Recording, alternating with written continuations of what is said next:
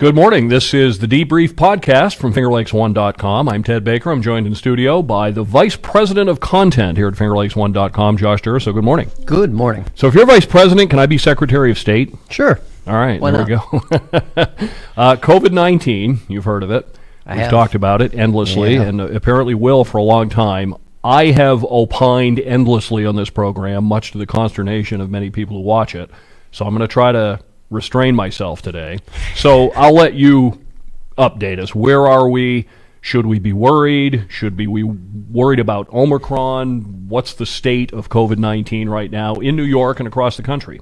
So I think everybody by now understands all of the precautions that are being taken. We're seeing, obviously, a pausing of elective surgeries at a lot of hospitals across the state, a ton of hospitals here in the region. It's interesting, one caveat here, even some of the hospitals that were not included in that list that the governor sent out, I don't know if you noticed this or not, have preemptively also paused elective surgeries, even though they did not make the list, which I think is interesting and kind of shows where we are right now. It seems to be that there's this process that we keep going through, and this is absent of the precautions that, or the mandates that wind up coming in afterward. It seems that a new variant is discovered. There is a lot of concern and a lot of worry about said variant. A couple weeks goes by, and as the data and information starts to come in about that variant, ultimately we usually learn that it isn't as severe as we might have feared originally. That seems to be what is kind of happening here with Omicron, although Omicron tends to have a couple interesting caveats with it, that it may spread more easily, even though maybe it isn't as terrible or dreadful in terms of symptom outcome. All of that is sort of like this long game that we're seeing play out with like how we understand the variants. Now, it is interesting. I think that this is probably the first time that state governments, local governments are being criticized pretty openly, it seems now, that they maybe acted a little too quickly in terms of sounding some of the alarm bells about this variant. I don't know if that's because this is genuinely different, or if this is just, the boy that cried wolf kind of situation where some people or a percentage of the population feels like this is just another example of, we've heard about variants, 6 to 8 times now since, late last year. And, some of them have been serious. Others of them have wound up not being as serious. Obviously, Delta is still the number one variant in the U.S. in terms of spread. Omicron does seem to be like it's on track to be that top variant eventually. How long will that take? We don't really know. But as far as the mandates and things like that go, I caution everybody to say, I can tell you what they are right now, but they're probably going to change by tomorrow morning. So, keep watching local news and keep a close eye on what your county and what your state leaders are saying. We just got the word today, Pfizer and BioNTech say if you get a third booster from their 2-shot vaccine, you get a 25-fold increase in protection. Am I being too skeptical and too tinfoil hat? I mean, another way of writing that headline would be company that makes things says we should all buy it. So I think here's an interesting perspective on that. Earlier this week, I was doing some reading on what the initial reporting looked like about the dosing of the vaccines. And something that I think a lot of people, including journalists, have missed is that very, very early on, before there was a lot of data to back it up, there were quite a few of those folks who are in the we'll call that the pharmaceutical space saying this is probably going to be a 3-dose regimen. And it is probably going to require 3 doses to get to where we needed to be. Now, I think government, in terms of the federal government, last winter and then into the spring, wanted to try and stave off that hesitancy that would be connected to a 3-dose vaccine and said, let's just get 2 doses. Get your 2 doses and you'll be good to go. The problem with that is that it kind of put the reality that 3 doses would probably be necessary so far in the rear view mirror that now, I mean, it's almost, you have to do like an archive search to try and find those initial reports, which had said, again, really early on, that this would probably be a 3-dose scenario, or 3 doses would be the optimal level of vaccination for this. Does that mean that another dose wouldn't be necessary in a couple years? Look, I think people are going to, I think this is probably the biggest reality we've learned so far, is that this redosing, getting boosters, just like you get the flu shot every year, is probably going to be necessary as long as COVID exists. And I see no scenario where COVID is eradicated, either because we aren't getting the vaccine into developing nations, or because we have a lack of willingness to get the vaccine in developed pockets of the world. So it's just one of those difficult scenarios. But I thought it was interesting. Anyone can do that research. Anyone can go online and read those initial stories from the very beginning. This is not like, and this was even in some cases before the vaccines were released, you had researchers saying this is probably going to be a 3-dose vaccine in terms of getting fully inoculated. And here we are. That's verifying. And, it shouldn't really be a total shock. And it shouldn't be a shock to anybody if additional doses are necessary down the road if COVID doesn't go away. So if we don't eradicate it, do we control it to a point where it becomes like the flu and we get our PSA every fall saying, get your shot, boys and girls? Is that realistic? I think we're there. I think that's basically where we are, right? Like that to me is what this now feels like. And what we see in terms of response, and I think we talked a little bit about it the last show or maybe 2 weeks ago. We talked about hospital capacity and how hospitals need to have greater capacity, especially during the winter. And I think this is just sort of, for all of the quote unquote terribleness that people are having to deal with right now, with elective surgeries being paused, with having to wear masks in public, with people getting sick and having their quote unquote normal life not allowed to resume. It's all brought on by our healthcare system not being able to deal with a rising number of, or an inflated number of people who are ultimately sick enough that they need to be hospitalized. If our hospitals were able to handle the number of people who are ultimately hospitalized because of COVID, then we probably wouldn't be seeing the restrictions. We probably wouldn't be seeing the alarm bells being sounded so much. So this is, in my view, as much a healthcare failure or a healthcare system failure as it is a public health crisis in itself. I want to issue an apology and a correction here. When we were talking about capacity in the last program, all of these stories that I had seen, I thought referred to bed capacity, and then I saw one yesterday that was talking about staff capacity, which are two different issues. I mean, so having only 5 or 10% extra staff above what you need is clearly a bigger problem. I kept saying I didn't understand what the problem was. If you have 10% of beds available, then you have beds available. But staff availability versus bed availability are obviously two different things, and I misinterpreted that. Well, and another point on top of that as well, I can't remember which hospital system it was. I think it was one of the hospitals in the UR system. Maybe Thompson in Canandaigua had reported that they had 70-something patients in beds, and I believe it was 30-something of them were ready to be released but could not be released because of the staffing issues in nursing homes. So this is not when we're talking about like healthcare system. This is not us pointing at UR or Rochester Regional or Finger Lakes Health and saying these organizations are failing.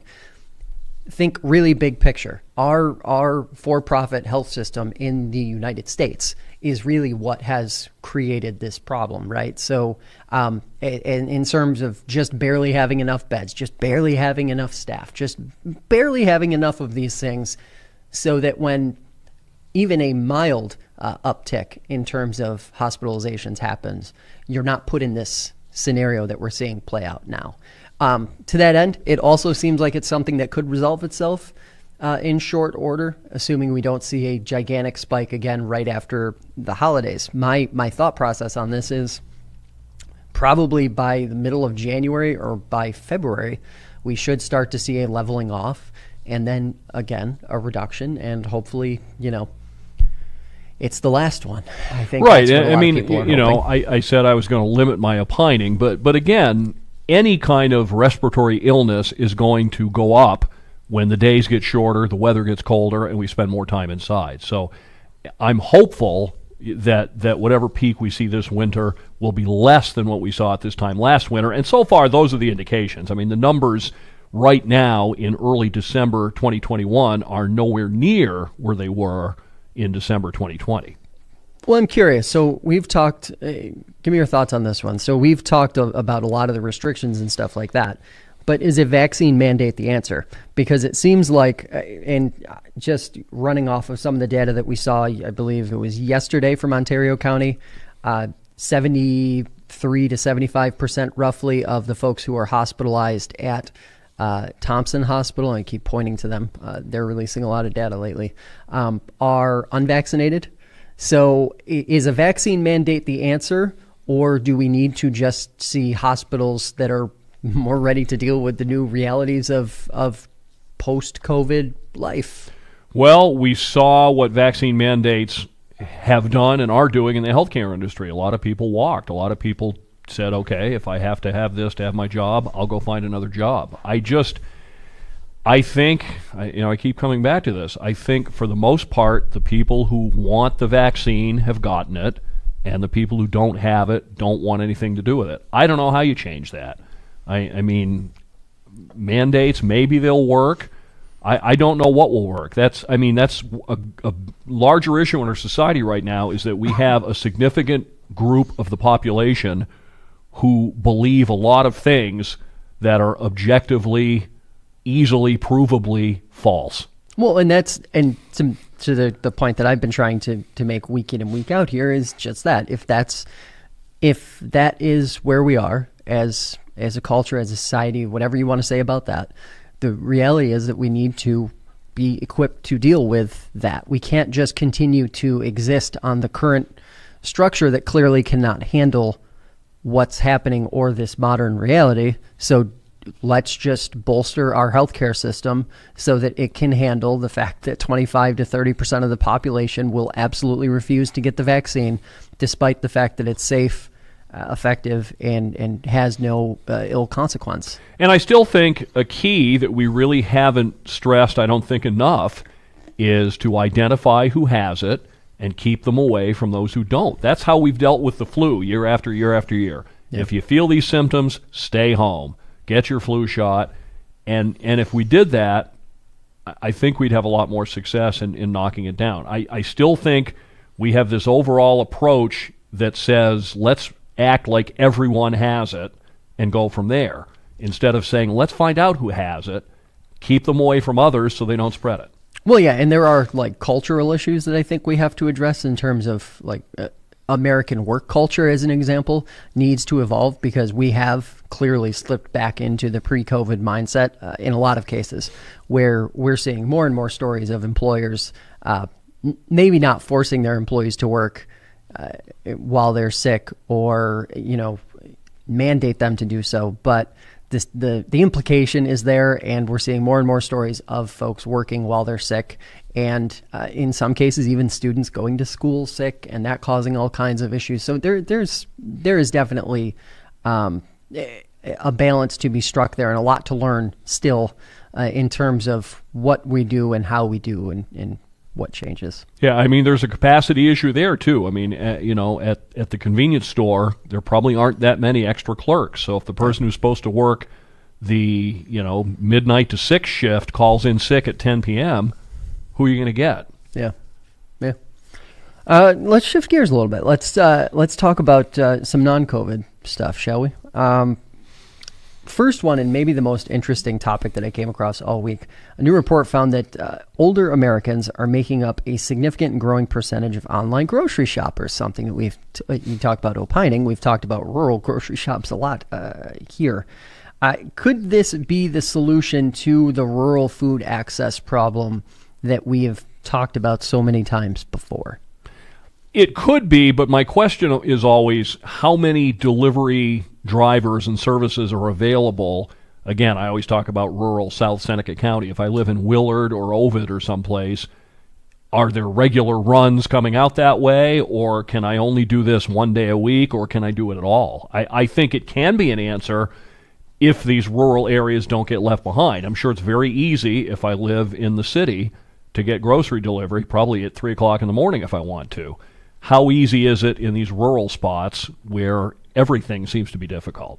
I think a lot of that is going to hinge on, and we're already seeing it. Amazon is entering the grocery business. We're seeing companies like Walmart. I mean, I think if we get the big players involved, this becomes an issue that almost resolves itself immediately. I mean, if you order something off of Amazon, whether you live in Ovid, Interlaken, or Rochester, New York, if you have Prime, you're getting that in 2 days or less. Like there is no debate or question about it. How it's shipped, obviously a lot of freeze packing and things like that will be implemented.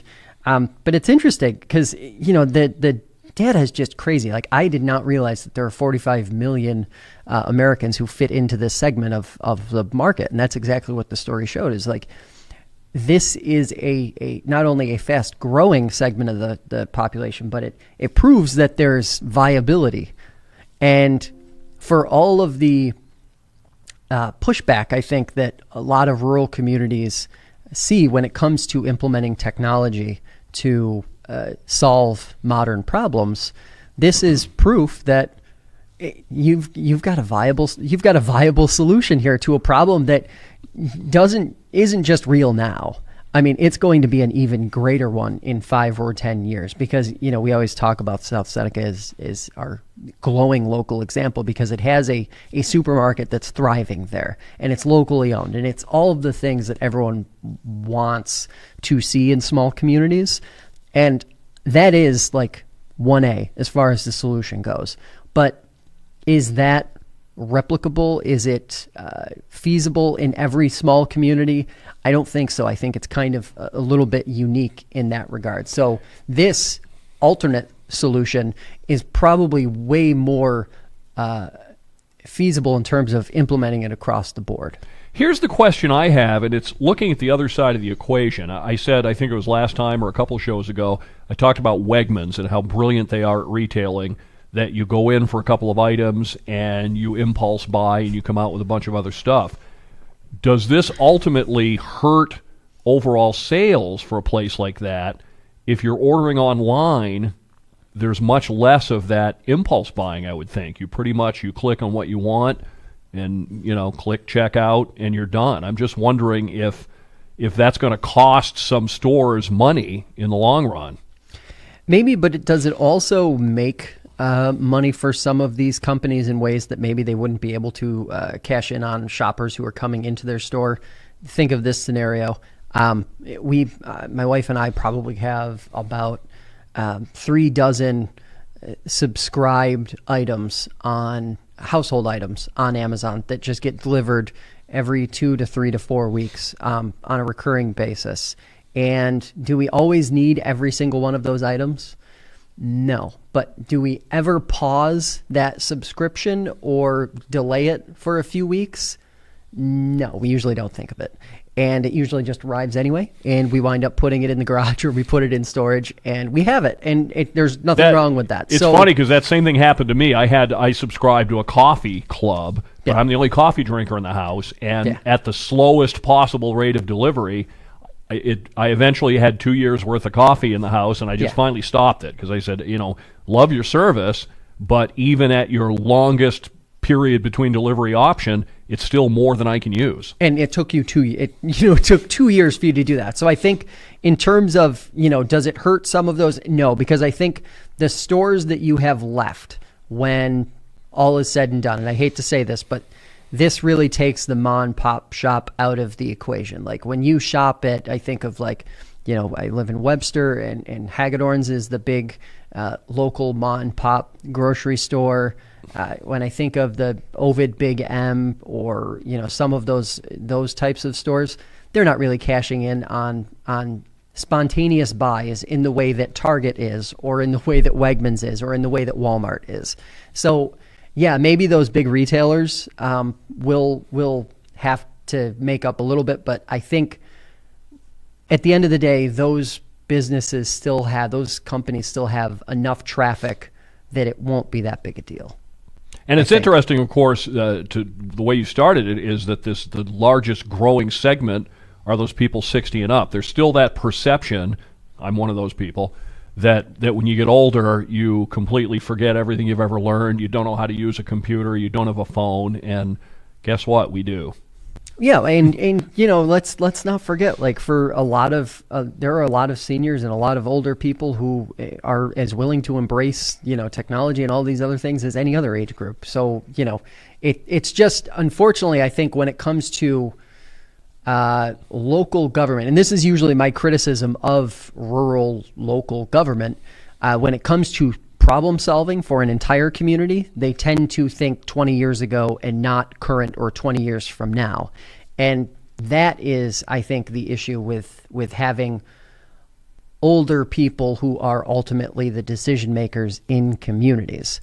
That is a completely separate issue from the one we're discussing now, which is, as it turns out, older people are actually embracing this modern method of shopping, and it's absolutely freaking awesome. Well, and people love convenience, and I mean, look at these uncertain times. So we don't have plastic bags anymore. How many times have you started to walk into the store and gotten halfway there and had to turn around, go back to the car and get a bag? Whoops, didn't remember a bag. Do I need a mask in this place? Do I not? I wind up click, done. I think I've bought somewhere around 24 reusable Wegmans shopping bags in the last 2 months, because approximately every time I go to the store, I've forgotten it. Yeah, and I mean, I have a mask now in my coat pocket. I got one in my pants pocket. I got one in the car, So, yeah, I mean, that you can't overstate the value of convenience. A lot of people, and I'm one of them, I will trade a couple of bucks for convenience every time. So let's talk a little bit about this story out of Geneva, which I thought was interesting. Probably one of the more rarer circumstances, right? So Geneva decided to hit the pause button last week in opting to give a hefty pilot agreement, among other tax breaks, to developers of the former American Legion property along Seneca Lake. Are we surprised by the decision? Does it seem to make sense to hit the pause button now? And do we think it's going to happen anyway? Because that's kind of the way I feel right now. Well, I think they hit the pause button because of the public reaction. There was a lot of comment about it, against it. I guess my first question about these things is always, do we really need this? Geneva's got a lot of hotels, and now here comes another one, a big luxury hotel, and all the amenities that go with it, and housing, and another brew pub. I don't, how many? Geneva's up to half a dozen breweries, I think, now. How many can it support? Especially in a time where we don't know, with COVID, what if we get another real shutdown of the economy and people start traveling? So I guess, but that's not really the issue here. The issue is, how do you not give these breaks if the community next door to you is willing to give them? It's the race to the bottom. How much money can we shovel to these people? And it's very easy to say, well, we don't want them getting all this money. All right, fine. They'll go build it in Canandaigua then, and Canandaigua will give it to them, or Victor will, or somebody else will. Yeah, and I think it's emblematic of what it takes to develop anything in New York State. The tax climate is so unhealthy that, unfortunately, this is just the reality of doing business. We've seen it with so many projects. Say this project costs a total of, and I'm just picking random round numbers, say the total investment of this project is $50 million. If this were done in Pennsylvania or in another state, it would probably cost half or a third or whatever the case may be, and there would be significant savings. I'm not saying that these developers could turn around and go do that elsewhere, because that's what the naysayer to that remark would just say, well, then go elsewhere, go do it elsewhere. But the reality is that you need these developments, or you need some kind of development if you want any kind of livable community for the people who are already there, right? And also, what makes this project unique, there's not a lot of developable land left on the shores of the Finger Lakes. This is the former American Legion property. They've just broken ground on their new place that they're going to start building. So these kinds of parcels don't pop on the market very often. Yeah, and this is like the fundamental debated issue that we see over and over again is, why are millions of dollars being handed out when it's taxpayers' money and me, the local taxpayer, doesn't get any kind of break on my own taxes? And I think that is a fundamental flaw in not only local and county/regional government, but the way the state actually sets it up so that local residents don't have a chance or an opportunity to leverage some kind of benefit to improve their own property. I think that's a big sticking point for a lot of folks. But see, the thing is, you say that you don't get any break in your tax, but if this development comes in, you do. Now, actually, town of Geneva doesn't pay any local tax anyway, but when a property goes on the tax rolls, and if this, like you said, if it costs $50 million to build, let's say the eventual property is assessed at $75 or $100 million, that value on the tax roll helps depress everybody's taxes. So I guess the real issue, and it's hard because we don't have the full information, the real issue is how much of a break is the developer getting, and how much of a break does that mean to me if this property comes online? Maybe the ratios need to be tweaked a little bit, and maybe the offer needs to be a little bit less. And again, in this particular case, it's not like these developers can say, okay, we're going to go build another Finger Lake. Right. These properties aren't there. So it's I'll be interested to see how this plays out, because typically these things kind of sail through, and for whatever reason in this case, I guess a lot of people went to the meeting and raised some objections, and the council said, whoa, this is too hot to handle right now. So big picture solution, just kind of like thinking about how the state could step in and maybe fix this situation for every community across the state. What if instead of handing out pilot agreements or tax breaks to developers and companies and organizations that are building new, you took all of that money and you figured out like how much is spent every year, and you gave it to local communities to be able to give to individual property owners to improve their properties in exchange for a continued lower rate of taxes paid in, or whatever the case may be. That would lower taxes for everybody, right? In theory, even the people who are planning to build. And it seems like it would take some of the angst off of these developments and projects, because every time this debate happens, which is whether they should get a break or not, the next debate is, well, we don't even need that. And that is like the ultimate kind of shortcoming of any community, is like, because there's a break, there's an implication that, well, we don't need them. Well, maybe Geneva does need a sixth brew pub, and maybe Geneva does need another hotel, or whatever the case may be. Tourism is essentially the only industry that's thriving in the Finger Lakes, so shouldn't we be embracing that full stop? Unless you make that plan nationwide. The problem is, if you implement it in New York and the developers aren't getting the breaks, again, Pennsylvania will give it to them.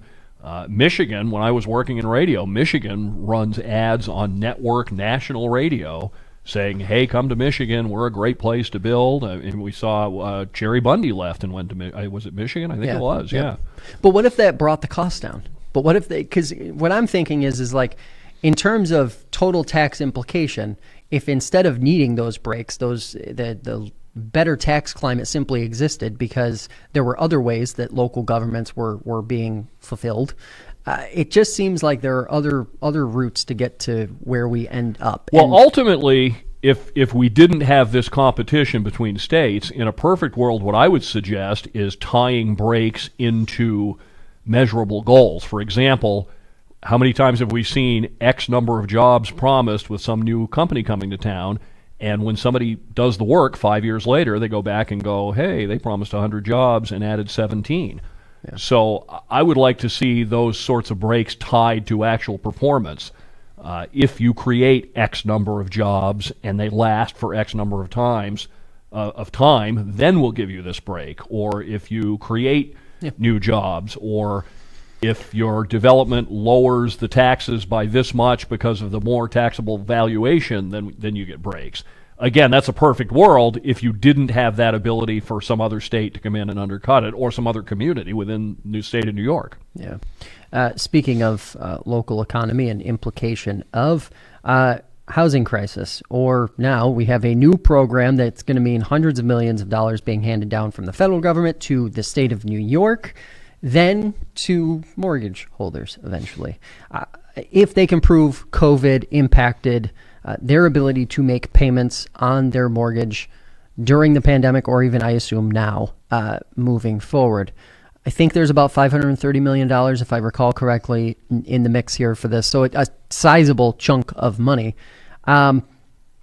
It's interesting because my first thought with this whole thing, and I'm curious what your thoughts are on it, but my first thought with this whole thing is like, homeowners should have been made the assurance that they were going to be kept whole from the beginning of the pandemic. And it seems like every day, a new example of like, pause now, deal with the consequences later. That was our whole mantra for getting through the first third or first half of this pandemic. And then every day since has been this fight of whether we're going to make good on the promise of keeping those people whole who ultimately did suffer consequences of the pandemic, which they didn't bring on themselves, or whether we're just going to go back to the way life was before and say to hell with everybody.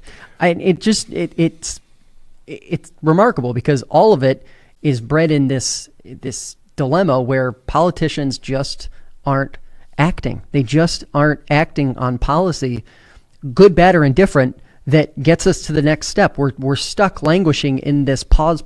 And there's another topic we're going to talk about in a few minutes here where pausing is being debated again instead of just a solution. And that's, before we talk about this specific measure and a couple others that are related, I want to step back and look at the big picture, which is all of these COVID helping aid programs taken as a group. How long do we keep these? I mean, Senator Schumer, we'll get into this in more detail, Senator Schumer says we should pause payments of student loans as long as COVID's around. You just said COVID's going to be around forever. Does nobody have to make student loan payments now forever? I mean, the economy right now, despite what a lot of people are hearing, is pretty good. There are jobs out there. There's really, at the risk of being a scold, there's really no reason why you shouldn't be able to make your house payment right now. I mean, every road up and down the Finger Lakes has a million help wanted signs for decent paying jobs. But anyway, at some point, if COVID is going to be an everyday part of our lives, do we have to go back to sort of treating it like it's every day again? In other words, how many of these aid programs, is there going to be more stimulus? Are we going to expect a stimulus check every year forever? Are tenants never going to have to pay their rent ever again? I mean, it seems like at some point we have to begin to phase these things out and say, okay, it's normal, at least as normal as we can be with COVID still around. Yeah, I think, we're dealing with this problem, but you can't help but also factor in that, despite wages being higher than they were before the pandemic, significantly higher than they were before the pandemic, in, I'll say, a lion's share of communities, if you're just working an entry-level full-time job, you do not make enough to make that mortgage payment and all of your other bills that come along with life in 2021. But that's not a COVID issue, though. Right, it isn't. But what I'm saying is elected officials need to take that next step to actually solving the problems instead of just saying, well, we need to pause. We need to pause student loan payments. We need to pause mortgage payments. We need to pause rent payments. Pausing isn't the answer. Pausing is the answer until you have a viable solution. We're past the point of the expectation is that we should have had a viable solution by now.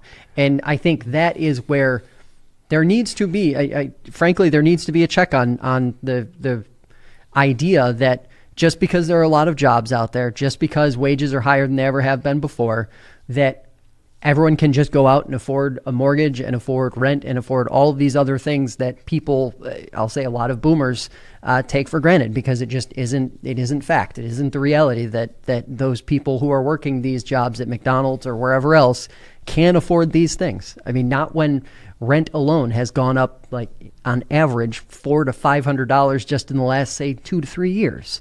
So you've got so many economic issues at play, and without getting too far into the weeds, it's really brought on by elected officials not acting, not coming up with some solution.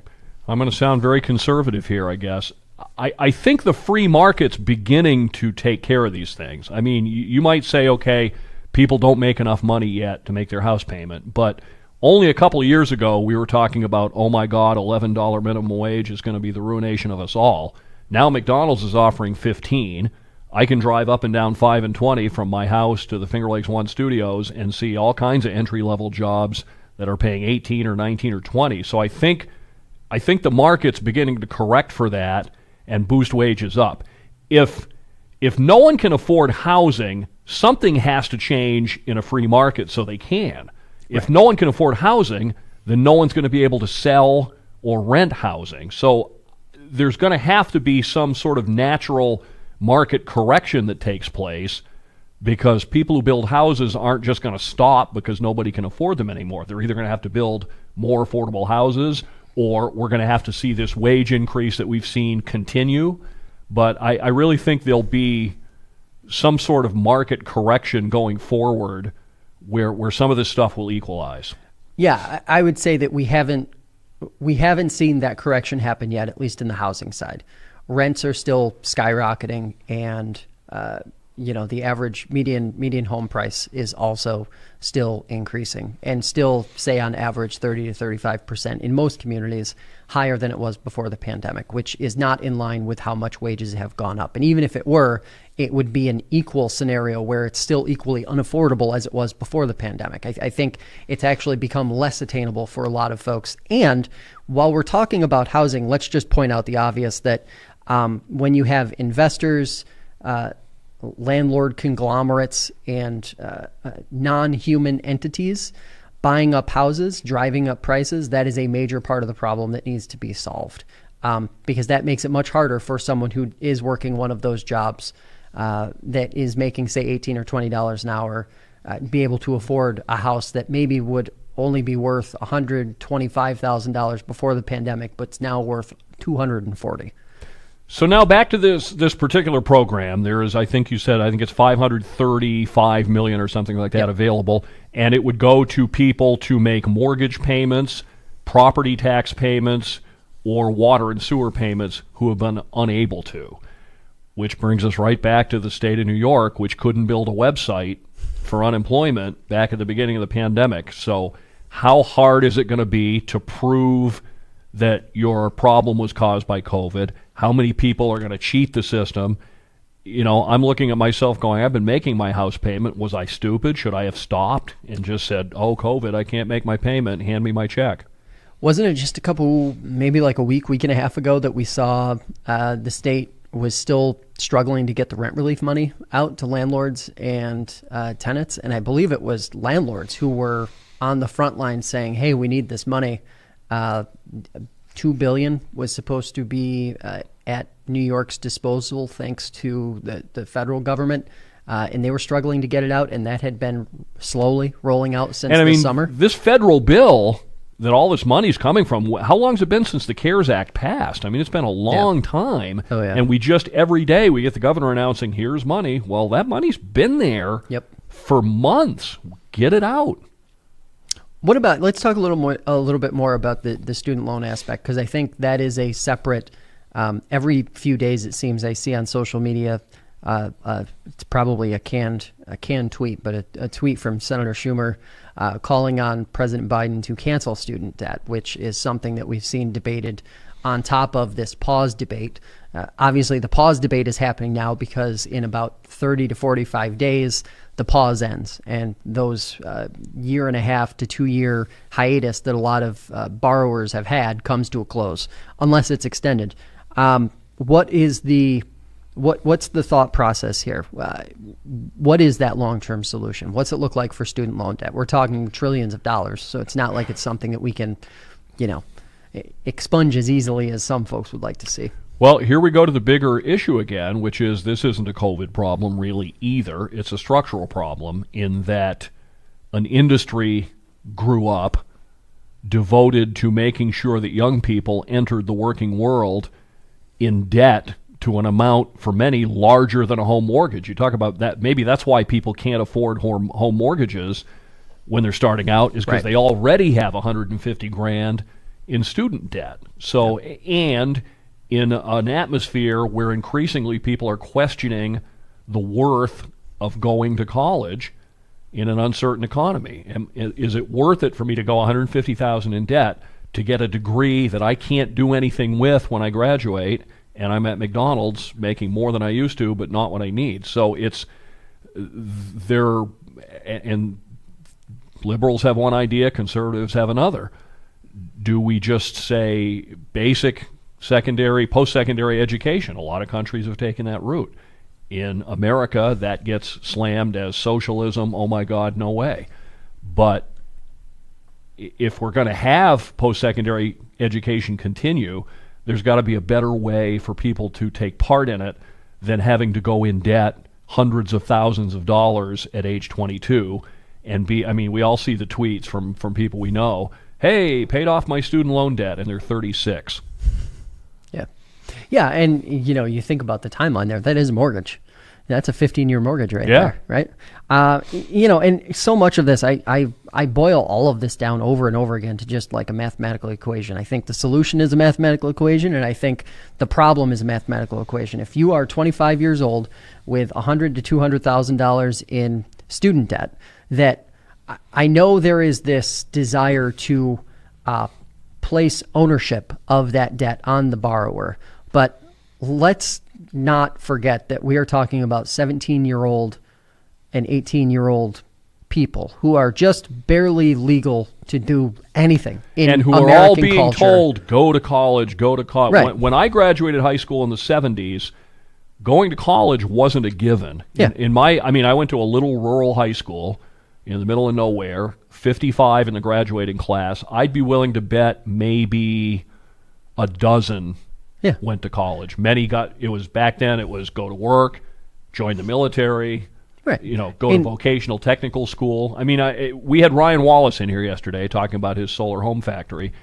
and he really was pushing trades. Yeah. Let's face it, not everybody in the world can be a carpenter or a plumber or whatever, but those jobs generally pay pretty well, and you don't have to spend $150 or $200K to get the training to get into one. So maybe there's an answer. And I know at the community college level, I keep touting FLCC. They work a lot with employers, and I'm sure the other ones do as well, to try to tailor curriculum to what the workplace needs.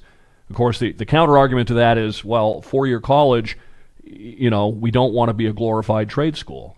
But things are changing. The economy's changing. The way we live is changing. The way we work is changing. It looks like the way that we teach after high school may need to change too. Well, and I think there's no incentive for the university to do that, right? So my issue is like, it's a math equation at its core. How much money can you earn versus how much demand is there for said training or certificate or degree or whatever the case may be? And if that's the equation that colleges and universities have to play by in terms of whether students will be granted federal loans or not, then you will start to solve the problem. And I also say this, like, I know I listen to it all the time. You see folks say, they look at a degree program and they say, well, geez, what on earth does that person expect to do with that degree? You can monetize anything. Let me say that again. You can monetize absolutely anything. Look at the internet. People are monetizing all kinds of crazy, bizarre, wild things. Anything can be monetized. It's just a matter of whether the person who's getting that degree is also getting the skills they need to be able to monetize it. And I think, unfortunately, so much of academics is built on this like pyramid of continuing to learn and continuing to learn and continuing to learn, where there isn't any there's no finish line where you start to make money. So if you're 21 or 22 years old, going back to what we started this conversation around, if you're 21 or 22 years old, you graduate from college with a degree in, I'll say, marketing, whatever, and accept a job that pays $40,000 to $50,000 a year, and you have $100,000 to $200,000 in debt, and you have to also, in addition to start making gigantic monthly payments, you have to pay for rent, you have to pay for your transportation, you have to pay for insurance, you have to pay for all of the adult life things that come after college. How can anyone who's looking at that math equation not objectively say it's going to take them 15 to 20 years to dig out of that hole and to be able to actually start becoming a meaningful player in the economy? Yeah, that's exactly what's happening. And you keep putting it in terms of math equations. Here's another one. I'm not an economist, but here's my belief. For every dollar that you subsidize something, the cost of that something is going to go up.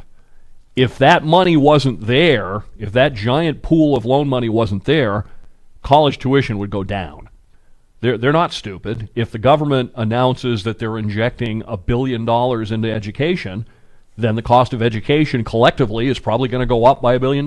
It's money chasing money.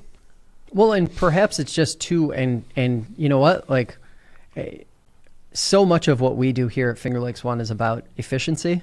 And if it's not efficient, we don't do it. And that's kind of like the mantra that we always talk about when we're at staff meetings and things like that. And I hate to say it, that isn't just applicable in the news business. That's applicable in every business. Maybe, some of the glut that is in higher education needs to be stripped away. Maybe higher education needs a significant diet in terms of what it looks like now versus what it needs to look like in 5 to 10 years. I also think that there's a major opportunity in K through 12 to start to change what that looks like so that there isn't so much pressure on the 4 years that immediately follow K through 12. Look, if someone is spending effectively 13 years in an educational system, the 4 that follow it shouldn't be so consequential that if you screw it up, you're just languishing for the rest of your life. Like, that really is not the American dream that I think anybody had in mind when, they were saying go to college and you'll be able to secure a nice life for yourself. So I think, high school, I think, needs to change as much as college does. Right, and the whole way that we look at life. I mean, it's not sustainable to have people, like you said, not be able to be kind of semi-debt-free members of society only when they reach their mid-30s. So whatever that means, whether that means fewer people going to college or curriculums changing, I mean, it's one of those things, and I hope that we at least somewhat emerge from COVID at some point so that we don't have to be bogged down in these day-to-day details and we can take a look at those.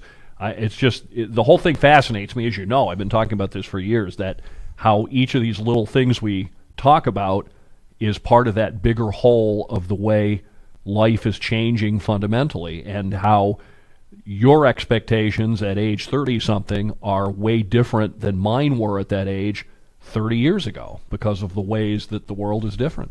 Yeah, it is. And the world will keep changing. And we'll be back next week, right? All right. Also coming up later today, programming note, we'll have an edition of Inside the FLX with Jamie Alvarez from the Girl Scouts. We'll be talking Girl Scout cookie sales, possibly another one today as well.